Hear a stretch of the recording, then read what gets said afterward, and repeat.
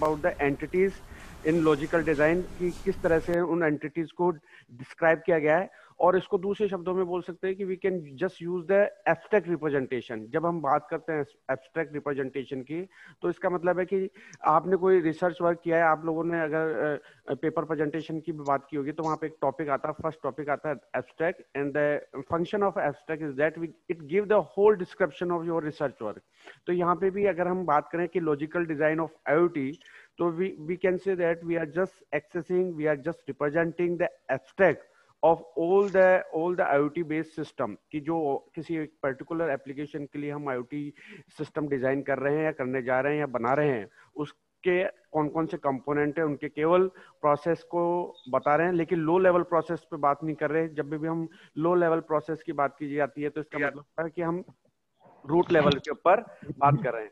तो यहाँ पे बोल सकते हैं कि logical design of IoT based system refer to a abstract representation of the all entities, कि किस एंटिटीज को या किस ऑब्जेक्ट को हमने यूज किया है। ठीक है, दूसरा है कि इसके अंदर फंक्शनल ब्लॉक कौन कौन से हैं, फंक्शनल ब्लॉक की क्या स्पेसिफिकेशन है, क्या आइडेंटिफिकेशन है, सेंसर। अरे आवाज म्यूट कर लीजिए please. So if we are going to discuss the logical design of IoT based system, so we just check out their different type of entities, उनके फंक्शन ब्लॉक क्या है। तो यहाँ पे देखिए कि यहाँ पे एक ब्लॉक डायग्राम हम यूज कर रहे हैं। इस ब्लॉक डायग्राम के अंदर हमने एप्लीकेशन,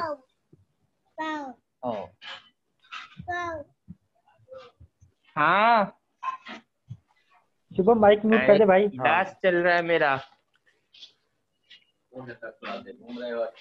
10 बजे से वापस सिखाना। So when we are going to discuss the block diagram of logical design of any IoT based systems, we can divide into different themes. First हमारे पास है सर्विसेज। सर्विसेज की जब बात की जा रही है, तो किस तरीके से हम उन डिफरेंट सर्विसेज को यूज कर रहे हैं, किन एप्लीकेशन को यूज करते हुए हम डेटा के बीच में कम्युनिकेशन स्टैब्लिश कर रहे हैं, सिक्योरिटी मैनर किस तरह से रखा जा रहा है, ये साथ के साथ डिवाइसेस कौन सी हम यूज कर रहे हैं, मैनेजमेंट का मतलब है फ्लो कंट्रोल किस तरह से है, एप्लीकेशन का मतलब है कि कौन कौन से पॉइंट्स को हम यूज करते हुए डेटा को पास ऑन कर रहे हैं। तो अगर हम इन सब चीजों के ऊपर डिस्कस कर रहे हैं, it means we are dealing with the logical design of IoT. यहाँ पे हम यहाँ हम जो पॉइंट्स को डिस्कस कर रहे हैं, उसके अंदर वे है और एक मॉडल है, जो मॉडल को हम यूज करते हुए लॉजिकल डिजाइन या लॉजिकल डिजाइन ऑफ आईओटी को डिस्कस कर रहे हैं। तो लॉजिकल डिजाइन जो है उसको हम 3 कैटेगरी के अंदर डिस्कस किया जा सकता है या डिवाइड किया जा सकता है। पहला है हमारे पास आईओटी फंक्शनल ब्लॉक, दूसरा आईओटी कम्युनिकेशन मॉडल, और तीसरा हमारे पास है आईओटी कम्युनिकेशन एपीआई। इनको यूज करते हुए हम डिस्कस करेंगे कि किस तरह से लॉजिकल डिजाइन हमने डेवलप किया है या डिजाइन किया है। ठीक है, सो पहला जो फर्स्ट पॉइंट है, रिक्वेस्ट रिस्पांस कम्युनिकेशन मॉडल। इस फंक्शन ब्लॉक और कम्युनिकेशन मॉडल और एपीआई बेस्ड मॉडल को हम डिस्कस करेंगे। उससे पहले हमको ये मालूम हो जाना चाहिए कि फंक्शन ब्लॉक का मतलब क्या हुआ। फंक्शन ब्लॉक के अंदर हम कुछ टर्म्स को हमने अभी डिफाइन किया था कि device communication services management and security and application, these are the some blocks will be used by the any type of IoT based system, और इनके थ्रू हम किसी स्पेसिफाइड एप्लीकेशन को परफॉर्म कर सकते हैं। सो डिवाइस के अंदर ऑब्जेक्ट्स आ गए, कम्युनिकेशन के अंदर प्रोटोकॉल्स आ गए, सर्विसेज के अंदर हमने ये देखा है कि कौन से प्रोटोकॉल्स को और राउटिंग को यूज करते हुए हमने नेटवर्क को यूज करते हुए हमारी इंफॉर्मेशन को एक्सचेंज किया है। सिक्योरिटी कंसर्न में आ गया कि ऑथराइज और ऑथेंटिकेशन कैसे किया गया है। एप्लीकेशन के अंदर आ गया है कि कौन सी एप्लीकेशन को यूज करते हुए हमने डेटा को ट्रांसफर किया है। उसके बाद हमारे पास आता है IoT communication model. IoT communication model की जब बात की जाती है, तो हमारे पास एक मॉडल है, यहाँ पे आप जो सामने देख रहे हैं स्क्रीन के ऊपर, रिक्वेस्ट रेस्पॉन्स कम्युनिकेशन मॉडल। इसके अंदर एक क्लाइंट है, एक सर्वर है, रिसोर्सेज सर्वर के पास अवेलेबल है। सबसे पहले क्लाइंट ने एक रिक्वेस्ट सेंड की है, उस रिक्वेस्ट को सर्वर ने एक्सेस किया है। एक्सेस करने के बाद वो फाइंड आउट कर रहा है कि इसका रिस्पॉन्स किस तरह से देना है, इसके लिए कौन सा डेटा फेच किया जाएगा। ठीक है, डेटाबेस से रिसोर्सेज का मतलब मैं बोल सकता हूँ कि I am using the some database and we are getting the some data और relevant data according to client request. तो अगर किसी स्टूडेंट ने अभी मेरे से क्वेश्चन पूछा है और उस क्वेश्चंस को मैं पहले देख रहा हूँ कि इसका सटीक या इसका एग्जैक्ट या परफेक्ट आंसर क्या हो सकता है, तो I am just fetching the some data from the memory segment, या जिसको डेटाबेस बोल सकता हूँ, या यहाँ पे जो आप ब्लॉक दिख रहे हैं ये रिसोर्सेज हो गया हमारे पास। तो इनको यूज करते हुए हमने एक कम्युनिकेशन मॉडल को स्टैब्लिश किया है। उस कम्युनिकेशन मॉडल को यूज करते हुए वी कैन डेवलप एक कम्युनिकेशन मॉडल जो कि आईओटी के अंदर हम यूज कर रहे हैं। और इसको यूज करते हुए हम ये चेकआउट कर सकते हैं कि किस तरीके से जो कम्युनिकेशन मॉडल है उसको हम यूज करें। तो यहाँ पे देखिए 3 ब्लॉक देख रहे हैं। क्लाइंट का है जो रिक्वेस्ट सेंड कर रहा है, वो रिक्वेस्ट पहले सर्वर को जा रही है, सर्वर उसको चेकआउट कर रहा है, मैनेज कर रहा है, उसको एनालाइज कर रहा है कि किस तरह की रिक्वेस्ट है और उसका आंसर कैसा हो सकता है, और उसके बाद उसका एक रेस्पॉन्स सेंड आउट किया जा रहा है। ठीक है, ये चीज समझ में आ रही है आप लोगों को? हेलो? Yes sir. ओके। ये एक हमारे पास, क्योंकि अभी हम जो लॉजिक डिजाइन की बात कर रहे हैं तो हम बात कर रहे हैं कि कौन कौन से तरीके हैं हमारे पास। तो एक सबसे पहला जो लॉजिक डिजाइन का है वो है फंक्शन ब्लॉक, जो ये बताएगा कि कौन से ब्लॉक्स को हम यूज कर रहे हैं। दूसरा हमारे पास है कम्युनिकेशन मॉडल, जो हमको जिसके थ्रू हमको ये इंफॉर्मेशन मिल रही है या we are getting the some knowledge related to how the request will be send towards the server, या हम बोल सकते हैं कि कम्युनिकेशन कैसे स्टेब्लिश किया जाएगा। और तीसरा हम जो अभी डिस्कस करेंगे आईओटी बेस्ड कम्युनिकेशन एपीआई, जो अभी नेक्स्ट पॉइंट होगा, लेकिन अभी तो हम कम्युनिकेशन मॉडल की ही बात कर रहे हैं। उसके बाद हमारे पास है पब्लिश सब्सक्राइब कम्युनिकेशन मॉडल। इसके अंदर पब्लिश सब्सक्राइब कम्युनिकेशन मॉडल को जनरली हम यूज करते हैं low level based IoT based system के अंदर। और इसमें हम 3 पॉइंट्स को हम डिस्कस कर रहे हैं, या 3 ब्लॉक्स के रूप में इसको स्पेसिफाई किया जा रहा है। पहला हमारे पास है पब्लिशर, दूसरा हमारे पास ब्रोकर, और तीसरा हमारे पास है कंज्यूमर। कंज्यूमर को सब्सक्राइबर भी बोल सकते हैं। देखिए, जो पहला जो कम्युनिकेशन मॉडल था जिसको हमने अभी बोला था कि रिक्वेस्ट एंड रिस्पॉन्स, उसमें एक स्टूडेंट है उसने मुझसे कुछ क्वेश्चन पूछे। उस क्वेश्चन को रिस्पॉन्स देने से पहले मैंने चेक किया कि उसका जो क्वेश्चन है वो किस तरह से है और इसका राइट आंसर कैसे होगा। तो मैंने मेरी मेमोरी से उसको फाइंड आउट किया है और उसका एग्जैक्ट आंसर मैंने फिर उसको रिस्पॉन्स के रूप में दिया है। दूसरा है हमारे पास तरीका है कम्युनिकेशन मॉडल को डिस्टैब्लिश करने का, दैट इज कॉल्ड है पब्लिश सब्सक्राइब कम्युनिकेशन मॉडल। और इन दिस वे इनमें भी इसको 3 सेगमेंट में हमने डिवाइड किया है। One which is the publisher, second is broker and third is subscriber, जिसको हमने कंज्यूमर के रूप में बताया है। पब्लिशर जो है वो केवल और केवल सर्विसेज के बारे में बोलता है, ठीक है, यानी कि इस पब्लिशर को इस तरह से बोल रहे कि कोई एप्लीकेशन है, उसने उसको ब्रोकर को पास ऑन कर दिया है। अब ब्रोकर की रिस्पॉन्सिबिलिटी है कि उसको किस तरह से वो मैनेज करेगा, किस तरह से उसको कंज्यूमर को देगा। ऑल रिस्पॉन्सिबिलिटीज गिवन या कंट्रोल जो है पूरी एप्लीकेशन का वो हमने ब्रोकर को दे दिया है, और ब्रोकर फिर कंज्यूमर को उस सर्विस को प्रोवाइड कर रहा है। तो यहाँ पर पब्लिशर और कंज्यूमर या पब्लिशर और सब्सक्राइबर के बीच में कोई रिलेशन नहीं है, कोई उनके बीच में कोई कम्युनिकेशन नहीं है। पब्लिशर है जो केवल और केवल एप्लीकेशन को केवल और केवल ब्रोकर को सेंड आउट कर रहा है, उसको बता रहा है।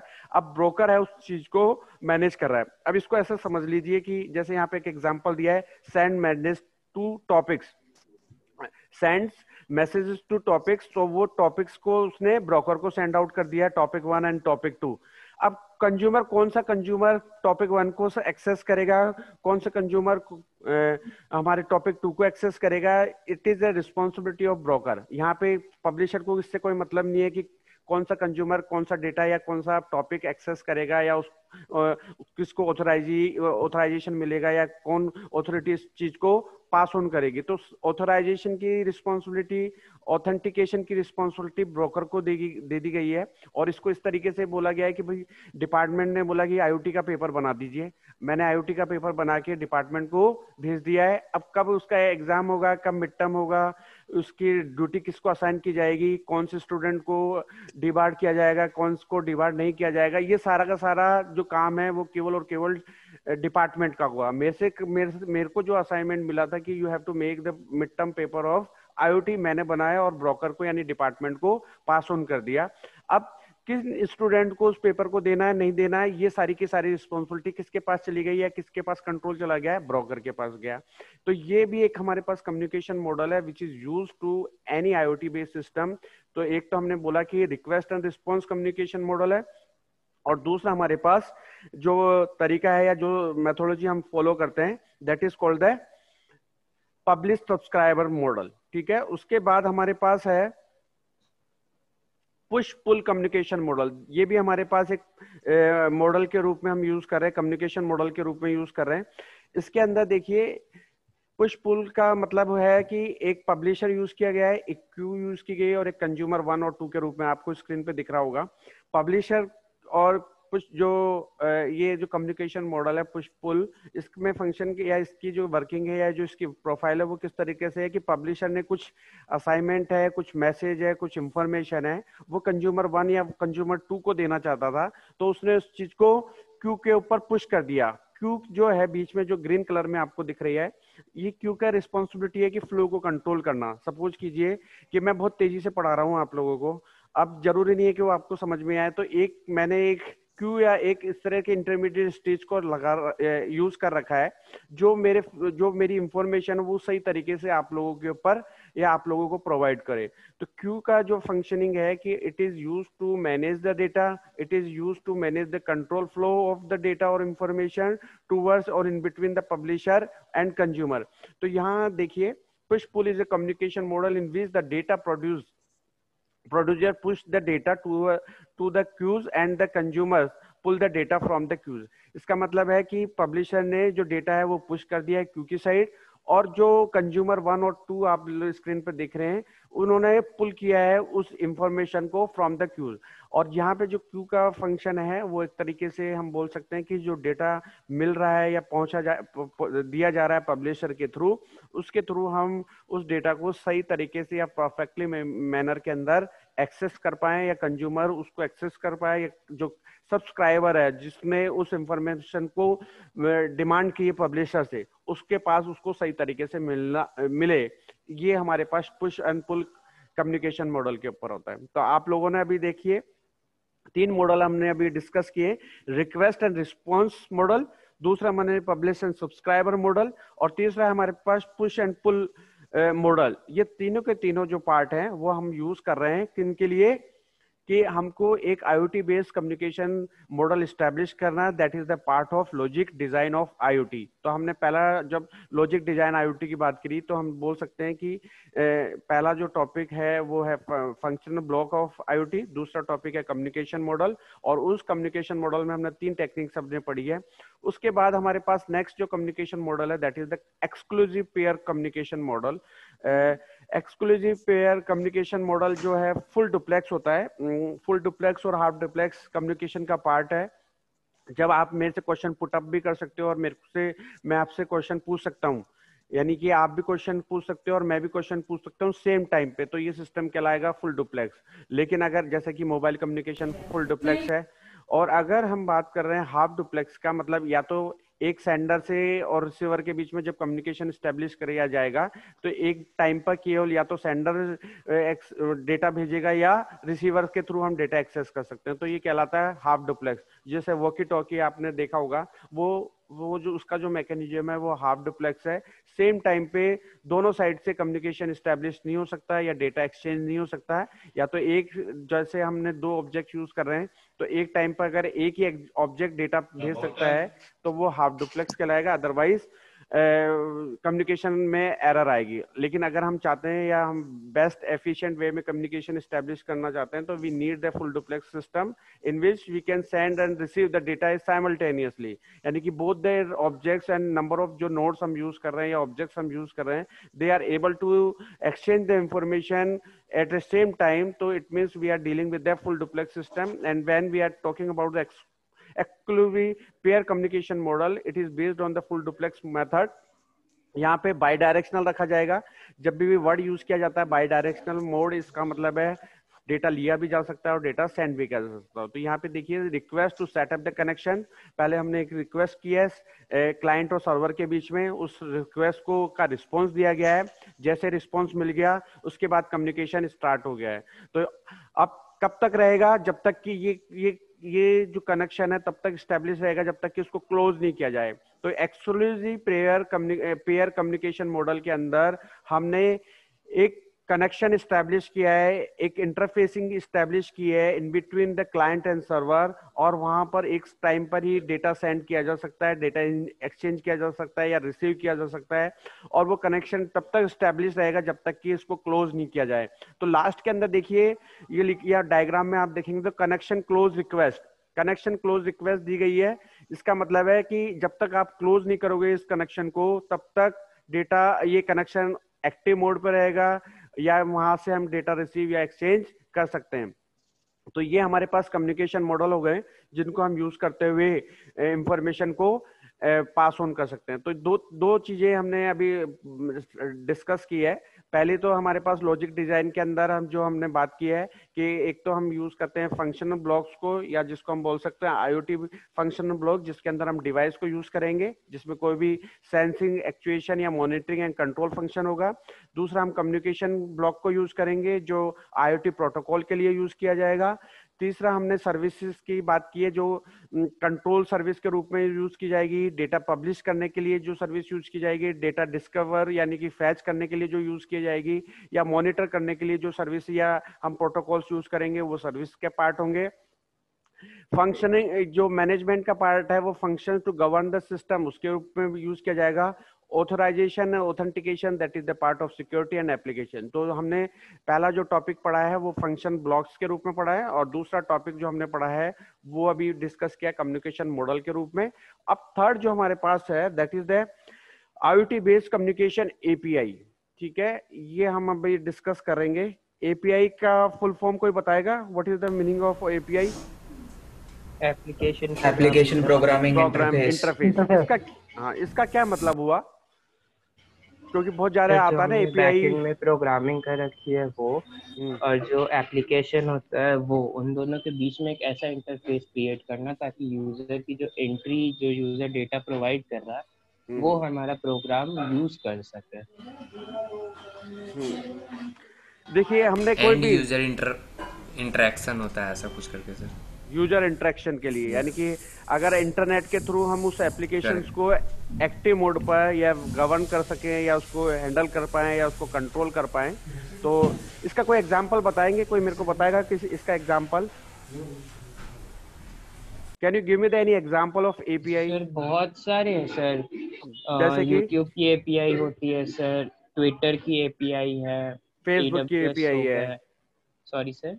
फेसबुक की भी API है जिससे हम फेसबुक यस पेज सर, देख सकते फेसबुक हैं। की भी API है। अमेजन, जैसे अभी हम देखें कि अमेजन है उसने अपनी API को पब्लिकली शेयर कर रखा है। अब जो वेब डेवलपर है या वेबसाइट डिजाइनर है या जो इसके ऊपर काम कर, वेब एप्लीकेशंस के ऊपर काम कर रहे हैं, उन्होंने उस API को यूज किया जिससे कि कंज्यूमर कोई भी प्रोडक्ट को परचेज कर पाए। तो अगर हम बात करते हैं कि API का मतलब, तो हम आप लोगों ने बता दिया एप्लीकेशन प्रोग्रामिंग, या कई जगह या कई बुक्स के अंदर लिखा हुआ है एप्लीकेशन प्रोग्राम इंटरफेस, जिसके इन API को यूज करते हुए हम उन एप्लीकेशन को यूटिलाइज कर सकते हैं, उनको यूज कर सकते हैं। और अभी मैंने जैसे एग्जांपल दिया है अमेजन का, और स्टूडेंट ने भी कुछ एग्जांपल दिए हैं कि अमेजन ने अपनी API को पब्लिकली शेयर कर रखा है जो वेब डेवलपमेंट के लिए या जो वेब टूल के ऊपर काम कर रहे हैं वो उस API को यूज करते हैं, और उसको यूज करते हुए क्लाइंट है वो कोई भी प्रोडक्ट को परचेज कर सकते हैं उस लिंक को यूज करते हुए। तो यहाँ हम API एक इम्पोर्टेंट टूल हो गया, क्योंकि अभी हमने बात करी थी डिवाइसेस की, यानी कि उनका इंटीग्रेशन कैसे हुआ इसकी बात कर ली। प्लस दूसरा जो हमने बात की कम्युनिकेशन मॉडल का, इसमें ये रहा कि किस तरह से कम्युनिकेशन स्टैब्लिश किया जा रहा है बिटवीन द डिवाइसेस, किस तरह से इंटरनेट के थ्रू आपस में कनेक्टेड है, किस तरह से कोई एप्लीकेशन जाएगी सेंसर के पास जाएगा डेटा, और उस डेटा में से कैसे उसको इंटीग्रेट किया जाएगा, कैसे उसका एग्रीगेशन किया जाएगा, उसके लिए कौन सा कम्युनिकेशन मॉडल अप्लाई किया जाएगा। तो हमारे पास थे कि या तो रिक्वेस्ट रिस्पॉन्स यूज करेंगे, या पब्लिश सब्सक्राइबर यूज करेंगे, या हम एक्सक्लूसिव पेयर वाला यूज करेंगे, या फिर हम पुश पुश पुल यूज करेंगे। अब इसके बाद आता है कि हम उसको अपने स्मार्टफोन से, वेब टूल से, वेब सर्वर से किस तरीके से कनेक्ट कर सकते हैं। तो उसके लिए हमको कुछ एपीआई या कम्युनिकेशन एपीआई को यूज करना होगा, और उन एपीआई को यूज करते हुए हमको स्मार्टफोन के थ्रू या हमारी जो भी हमारे पास स्मार्ट डिवाइसेस है उसके थ्रू हम उस चीज को या उस एप्लीकेशन को एक्सेस कर सकते हैं। तो देखिए यहाँ सबसे इंपॉर्टेंट है rest based communication API. Rest based का या rest based application of API, उसकी फुल फॉर्म है रिप्रेजेंटेशन या रिप्रेजेंटेशनल स्टेट ट्रांसफर। ठीक है, इसको डिजाइन करने के लिए या इसका जो वर्किंग एनवायरनमेंट है वो है web service and web API that focus on the system resources and how resources state are address and transfer. तो यहाँ से क्लाइंट्स ने देखिए क्लाइंट ने जो है वो HTTP जो हाइपर टेक्स्ट ट्रांसफर प्रोटोकॉल है वो उसको यूज करते हुए, यानी वेब एप्लीकेशन को यूज करते हुए उसने कोई रिक्वेस्ट भेजी, वो HTTP सर्वर पे गई और वहां से उसने उस रिसोर्सेस को फाइंड आउट किया है और उसके रिलेवेंट उस इंफॉर्मेशन को पास ऑन किया है। तो यहाँ हम कम्युनिकेशन एपीआई की जब भी बात कर रहे हैं तो we are using the some smart application, और एपीआई एप्लीकेशन को यूज करते हुए हम किसी एक पर्टिकुलर रिसोर्सेज या किसी एप्लीकेशन को ज्यादा से ज्यादा यूटिलाइज कर सकते हैं, मोबाइल वे में कर सकते हैं, रिमोटली इसको एक्सेस कर सकते हैं। तो इसको किस तरह से डिजाइन किया जाएगा, अगर वो उस पार्ट को हम डिस्कस कर रहे हैं तो इसका मतलब है कम्युनिकेशन एपीआई या आईओटी बेस्ड कम्युनिकेशन एपीआई के ऊपर डिस्कशन किया जा रहा है। उसमें सबसे पहले है हमारे पास रेस्ट, जिसके अंदर अभी आप ये ब्लॉक देख ही रहे हैं कि रेस्ट के अंदर रिप्रेजेंटेशनल स्टेट ट्रांसफर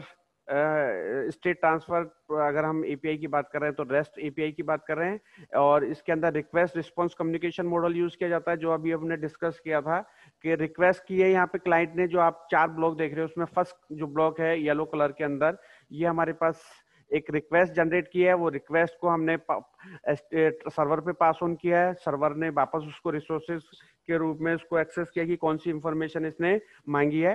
तो देखिए अभी हमने पॉइंट भी डिस्कस किया था कि जो रिक्वेस्ट और रिस्पांस मॉडल है उसमें कोई रिक्वेस्ट देखी जाती है, सर्वर उस रिक्वेस्ट को चेकआउट करता है कि जो रिक्वेस्ट दी गई है वो किस तरह से या किस इंफॉर्मेशन के लिए दी गई है। तो सबसे पहले वो फेच करेगा कि इस रिक्वेस्ट से रिलेवेंट डेटा या इंफॉर्मेशन है वो किस तरह से ग्रैब की जाएगी, किस तरह से एक्सेस की जाएगी।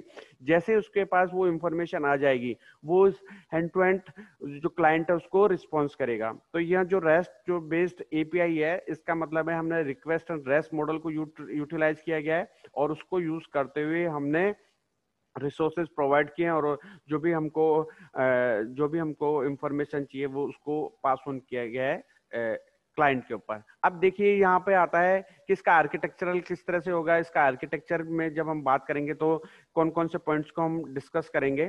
तो यहाँ हमारे पास ये पॉइंट्स हैं जिसको हम यूज करते हैं, क्लाइंट सर्वर, ठीक है, क्लाइंट और सर्वर को यूज किया है जो रिक्वेस्ट एंड रिस्पॉन्स। एक बार और सर प्लीज एक बार और समझाएंगे सर आप सर रेस्ट मॉडल। सर देखिए रेस्ट मॉडल ये हम जो टॉपिक डिस्कस कर रहे हैं that is the third part of logic design of any IoT. हाँ ठीक है, उसके अंदर हमने बात कर चुके हैं कम्युनिकेशन मॉडल की और फंक्शन ब्लॉक की। अब now we are talking about the API. API का मतलब है कि मैंने एक पॉइंट भी डिस्कस किया था, व्हाट इज द एपीआई। तो एपीआई बोला जा सकता है कि हमने किसी एप्लीकेशन को एग्जीक्यूट करने के लिए इंटरनेट को यूज किया है और उसके लिए हमने कुछ इंस्ट्रक्शन सेट बनाए हैं और उन इंस्ट्रक्शन को या उन लिंक को यूज करते हैं हम उस एप्लीकेशन को एग्जीक्यूट करते हैं। अब यहाँ पे हमारे पास नंबर ऑफ वे है, नंबर ऑफ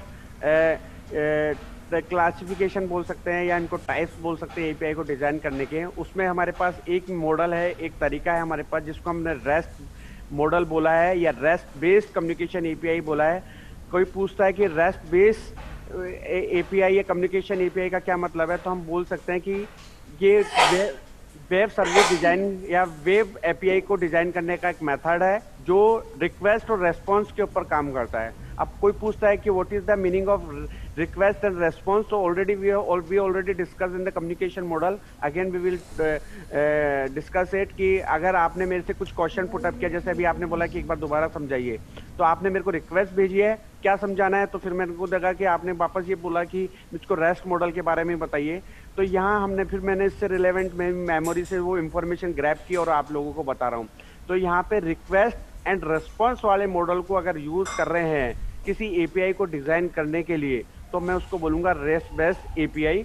इसमें क्या होगा कि एक क्लाइंट है जिसने मेरे से पूछा है या सर्वर से पूछा है कि मेरे को ये इंफॉर्मेशन ग्रैब करनी है या मेरे को इस तरीके का लिंक चाहिए इस एक्टिविटी या इस टास्क के लिए या इस एप्लीकेशन के लिए, तो वो अपने रिसोर्सेज का मतलब हो गया डेटाबेस, वो डेटाबेस से चेक कर रहा है कि उस डेटा को, उस इंफॉर्मेशन को जो क्लाइंट ने मांगी है उसको कितनी जल्दी से हम फेच करें। Fetching, decoding and execution, these are the 3 parts which you already discuss in the micro processor. कि अगर आपको कोई डेटा एक्सेस करना है तो it means you are doing the fetching operation, इसको किस तरह से यूटिलाइज करना है, it means you are doing the decoding and finally you are doing the execution. तो यहाँ इन 3 मेथड्स को यूज करते हुए we are establishing the rest based system, और इनको यूज करते हुए हम उन टास्क को एग्जीक्यूट कर रहे हैं। क्लियरली ये क्लियर हो गया क्या? तो यहाँ पे आप जो ब्लॉक सर ये डायग्राम में जो HTTP पैकेट्स है उसके अंदर जो HTTP जो कमांड है गेट पुट पोस्ट, सर इसका मीनिंग क्या हुआ? देखिए, अब आप जो HTTP पैकेट है, हमने पहले भी डिस्कस किया है कि जो इंफॉर्मेशन मिलेगी, जो हम HTTP क्लाइंट और सर्वर और पैकेट्स को हम यहाँ पे यूज कर रहे हैं, तो यहाँ पे डिकोडिंग होगा। जैसे आपने मेरे से अभी कुछ क्वेश्चन पूछा कि मुझको ये समझाइए, तो इसका मतलब मैंने पहले उस चीज को एक्सेस किया, फिर उसको देखिए कि is it related to IoT या इस IoT से रिलेटेड है या नहीं है, फिर इसको किस तरह से इसको एक्सप्लेन किया जाएगा, इसका सेगमेंटेशन किस तरह से किया जाएगा, उसको जो रिसोर्सेज चाहिए, जिन रिसोर्सेज को यूज करते हुए मैं इस टास्क को यूज कर रहा हूँ या इस एप्लीकेशन को मैं यूज कर रहा हूँ, वो किस तरह से मिलेगी। तो अगर हम उन चीज़ों को डिस्कस करेंगे, इसका मतलब है हमने HTTP पैकेट्स को यूज़ किया है। फिर वो ऑथराइजेशन पे जाएगा, फिर वहाँ पे हमको एक बात मतलब सर्वर को चेक करेगा कि किस तरह से उस डेटा को ग्रैब किया जाएगा, और फिर डेटाबेस जो रिसोर्सेज के बारे में हम बात कर रहे हैं, उन रिसोर्सेज को यूज़ करते हुए हम इस डेटा को पास ऑन करेंगे। हेलो। तो finally we can say that the rest based जो कम्युनिकेशन एपीआई है उसके अंदर हमने रिक्वेस्ट भेजी है, वो क्लाइंट्स के पास गई है, और जो आपने जो पुट अप किया है क्वेश्चन की HTTP पैकेट्स है, यहाँ पे ये चेक किया जा रहा है गेट पुट पोस्ट डिलीट। इनका फंक्शन ये है कि हम जो भी इंफॉर्मेशन क्लाइंट के थ्रू है उसको किस तरह से एक्सेस कर रहे हैं और फिर उसको सर्वर पर फॉरवर्ड कर रहे हैं, और सर्वर से फिर वो किस तरह से डेटाबेस या रिसोर्सेज पर जाकर एक्सेस की जा रही है। अभी इनके पॉइंट्स हैं जो आगे हम अभी डिस्कस ही कर लेते हैं। देखिए यहाँ पर नंबर ऑफ सेक्शंस हम यूज कर रहे हैं क्लाइंट सर्वर के रूप में, स्टेटलेस के रूप में, कैशेबल के रूप में, लेयर्ड सिस्टम और uniform interface and code on demand. तो यहाँ पे जब हम क्लाइंट सर्वर की बात कर रहे हैं तो इसका मतलब है कि मतलब क्लाइंट और सर्वर आप एक दूसरे से इंटरलिंक नहीं है। The principle of client server is not means that they are interact to each other. ठीक है, इसका मतलब है कि किस तरह से डेटा स्टोर किया जा रहा है सर्वर के थ्रू, ये रिस्पॉन्सिबिलिटी क्लाइंट की नहीं है, ये रिस्पॉन्सिबिलिटी है सर्वर की। रिक्वेस्ट कैसे भेजी जा रही है, कौन सी इंफॉर्मेशन क्लाइंट को चाहिए, this is not a responsibility of server. तो यहाँ हम बोल सकते हैं कि जो दोनों की वर्किंग है वो दोनों की वर्किंग आइसोलेटेड है एक दूसरे के लिए। क्लाइंट अपने का वर्किंग मॉडल अलग है, यानी कि हम उसको दूसरी तरीके से डिजाइन कर सकते हैं। सर्वर का जो काम करने का तरीका है वो बिल्कुल अलग है, किस तरह से वो डेटा को स्टोर कर रहा है, कैसे वो फेच कर रहा है, कैसे वो लिंक को फाइंड आउट कर रहा है। तो दोनों एक दूसरे के जरूरी नहीं है कि एक दूसरे के जो उनका वर्किंग एनवायरनमेंट हो वो सिमिलर हो, दोनों एक दूसरे से अलग हो सकते हैं। अब बस यहाँ पे जो इम्पोर्टेंट है कि उनके बीच में कम्युनिकेशन कैसे एस्टेब्लिश किया जा रहा है, this is the important thing for us कि जो इंफॉर्मेशन एक्सचेंज की जा रही है इन between the client and server, जो इनको रिक्वेस्ट और रिस्पॉन्स दिया जा रहा है वो किस तरह से दिया जा रहा है, उनको कौन सा मॉडल यूज किया जा रहा है। तो अभी हमने डिस्कस कर ही लिया है कि जो इंफॉर्मेशन एक्सचेंज की जा रही है वो हम यूज कर रहे हैं रिक्वेस्ट एंड रिस्पॉन्स मॉडल पर, लेकिन इन दोनों के काम करने के तरीके या जो इनका बिहेवियर है, जो इनकी वर्किंग प्रोफाइल है वो डिफरेंट है, और उसके ऊपर एक दूसरे से इनको ये एक दूसरे के ऊपर इंडिपेंडेंट है। इन दोनों के बीच में कोई किसी तरीके की सिमिलरिटीज नहीं है। ठीक है। उसके बाद हम बात करते हैं स्टेटलेस। स्टेटलेस का मतलब है कि कोई प्रीवियस इंफॉर्मेशन की जरूरत हमारे पास नहीं है कि पहले सारी इंफॉर्मेशन को स्टोर किया जाए, फिर आइडेंटिफाई किया जाए कि क्या रिक्वेस्ट हमने दी है। तो इसमें लिख सकते हैं कि each request from the client to server must contain all the information necessary to understand the request and cannot take advantage of any stored context on the server। केवल जो रिक्वेस्ट भेजी जा रही है क्लाइंट से, वो रिक्वेस्ट पूरी तरह से समझने वाली होनी चाहिए, यानी कि हमको समझ में आ जाना चाहिए या सर्वर को समझ में आ जाना चाहिए कि कौन सी रिक्वेस्ट पास ऑन की गई है। लेकिन ये जरूरी नहीं है कि हमको उस इंफॉर्मेशन जो हमने भेजी है या जो क्लाइंट ने भेजी है वो पहले से ही ऑलरेडी एग्जिस्ट करती है उसके स्टोरेज के अंदर, उसके डेटाबेस के अंदर। तो दो पॉइंट हैं जो हम बात कर रहे हैं कि स्टेटलेस आर्गुमेंट जो रेस्ट के अंदर हम या उस एपीआई के अंदर हम यूज कर रहे हैं। पहली तो चीज है कि जो भी रिक्वेस्ट क्लाइंट के थ्रू सर्वर को पास ऑन की जा रही है वो पूरी तरह से कंप्लीट फॉर्म में हो, जिससे कि सर्वर को पता चल जाए कि कौन सी इंफॉर्मेशन पूछी जा रही है। दूसरा, स्टेटलेस का मतलब जो मीनिंग निकलता है सिंगल वर्ड में, कि इसका मतलब ये है कि कोई भी इंफॉर्मेशन जो स्टोरेज फॉर्म में नहीं होनी चाहिए, यानी कि पहले से ऐसा नहीं हो कि उस तरह की इंफॉर्मेशन के लिए जो रिक्वेस्ट भेजी गई है वो मिले। तो ये चीज क्लियर है क्या? समझ में आ गई है कि बात आपको? हेलो हेलो सर, स्टेटलेस वाला दोबारा बताना एक बार, फिर से रिपीट करना सर। देखिए, स्टेटलेस का मतलब है कि जैसे अभी कोई भी आपने क्वेश्चन पुटअप किया, अब आपने पहले मेरे को डेटाबेस बना रखा है क्या, यानी कि सर्वर को बता रखा है कि भाई इस तरह की कोई इंफॉर्मेशन है, तो पहले से ऑलरेडी एग्जिस्ट कर रही है या नहीं कर रही है, उसके ऊपर अगर हम ध्यान नहीं देंगे तो इसका मतलब है स्टेटलेस का। स्टेटलेस का मतलब ये हुआ कि एनी स्टोर्ड कॉन्टेक्स्ट नहीं होना चाहिए, यानी कि पहले से कोई इंफॉर्मेशन स्टोर्ड नहीं होनी चाहिए, नहीं तो हमको एक्स्ट्रा स्टोरेज एलिमेंट वहां पर यूज करना पड़ेगा। ओके सर, ठीक है। उसके बाद है कैशेबल। देखिए, इम्प्लिसिटली एक वर्ड यूज किया जाता है, इम्प्लिसिट और एक्सप्लिसिट। जब हम इम्प्लिसिट का मतलब होता है कि आप लोगों ने एड्रेसिंग मोड पढ़ा था और उसमें था implicit addressing mode. Implicit addressing mode का मतलब होता है कि जैसे कि कोई इंफॉर्मेशन हम कैलकुलेट कर रहे हैं, मैं इसको थोड़ा सा माइक्रो प्रोसेसर के पॉइंट ऑफ व्यू से एक्सप्लेन करता हूँ, और वहां पे एक टर्म यूज कर रहे थे एक्यूमुलेटर। एक्यूमुलेटर का जो फंक्शन था, it's just like in register. आप कोई भी इंफॉर्मेशन को परफॉर्म कर रहे हो, for example you are doing the addition between the two numbers and for example you are performing the addition between 2 and 2, and जब उसका आउटपुट आएगा 4, तो by default it will be store in the accumulator. तो यहाँ हमने देखा कि एक इम्प्लिसिट रजिस्टर है, या हम एक रजिस्टर यूज कर रहे हैं एक्यूमुलेटर की फॉर्म में। Whatever we do the any type of operation, the result will be store in the accumulator. अब आपको ये नहीं मालूम करना कि कौन सा रजिस्टर के अंदर डेटा या रिजल्ट स्टोर हुआ है या आउटपुट आया है। आपको मालूम है कि ये इंफॉर्मेशन जो स्टोर की गई है वो एक एक्यूमुलेटर में स्टोर की गई है। तो कैशेबल का मतलब है कि किस तरीके से जो आउटपुट मिल रहा है, जो इंफॉर्मेशन हमको ग्रैब करनी है, वो किस लोकेशन पे और किस रूप में आउटपुट के रूप में मिलेगी। तो that is called the implicit. याद समझ में याद आ रहा होगा, थोड़ा रिकॉल करने की जरूरत होगी कि एक्यूमुलेटर जो था वो हमेशा आउटपुट को या रिजल्ट को स्टोर करता था 8085 माइक्रो प्रोसेसर में। सेम यहाँ पे कैशेबल वर्ड यूज किया गया है। या कैशेबल का मतलब ये हुआ कि अगर हमको आउटपुट चाहिए तो हमने इम्प्लिसिट कॉन्सेप्ट यूज किया है, और इम्प्लिसिट का मतलब होता है by default we are getting the output, यानी कि हमको मालूम है कि अगर मेरे को ये कोई काम करवाना है, जैसे सपोज कीजिए कि मेरे को कोई क्लास के अंदर असाइनमेंट देना है और उस असाइनमेंट को चेकआउट करना है या उस देने के बाद कॉपी कलेक्ट करनी है, तो मैंने एक स्टूडेंट है अमन, उसको ले लिया और बाय डिफॉल्ट बोल दिया कि भाई मेरे को मतलब नहीं है, मैं तो आपसे सारे असाइनमेंट की कॉपीज लूंगा और फिर आप ही चेक करने के बाद आप ही डिस्ट्रीब्यूट करोगे।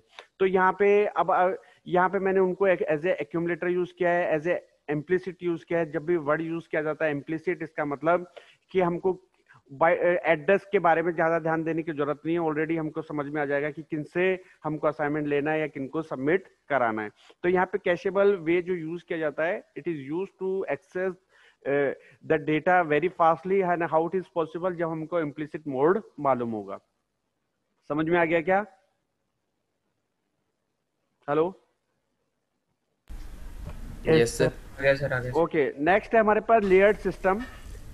लेयर्ड सिस्टम जो है वो हमको कंपोनेंट के बिहेवियर के रूप में बता रहा है कि किस तरह से हम जो इंटरेक्ट कर रहे हैं, जो कि कौन कौन से इंटरमीडिएट स्टेज को हम यूज कर रहे हैं, लेयर्स को यूज कर रहे हैं, और किन किन पॉइंट्स को हम डिस्कस करते हुए उनके बीच में कनेक्शन एस्टेब्लिश कर रहे हैं। तो यहाँ पे देखिए कि बोल सकते हैं कि layer system is responsible for the behaviour of component such that each component can not see beyond the immediate layer.